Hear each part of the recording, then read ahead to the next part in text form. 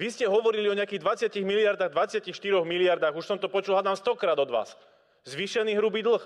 Pozrite sa, koľko ste zvýšili hrubý dlh za tieto 2 roky. Tento rok idete zvýšiť hrubý dlh o 12 miliard. Požičiavate si ich, za koľko ste si požičiali tie miliardy? Ja som vám to hovoril v rozprave.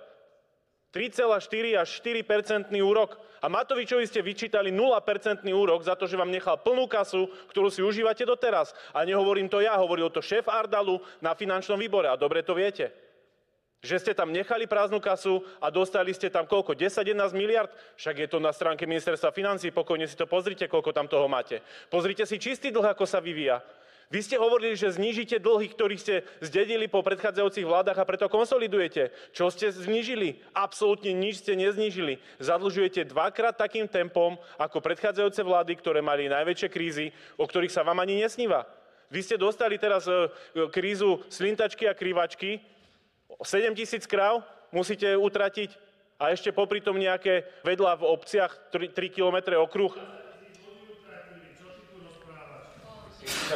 Poďte do rozpravy, pán minister. Poďte do rozpravy. Toto poďte povedať do rozpravy. Pán minister hovorí, že tu niekto utratil 20 000 ľudí. Takže prosím vás, pán minister, toto je tá vaša zodpovednosť. Vy ste tu stáli pred Národnou radou, keď tu protestovali a ste hovorili, aby boli ruška dole. Ja si vás pamätám tam na tej tribúne, pán minister. Pán poslanec, takže vy mi tu nevyčítate niečo. Reagujete na faktické, ja som pána ministra pán poprosil. Predsedajúci, neupozornili ste pána ministra, on tu po mne vykrikuje.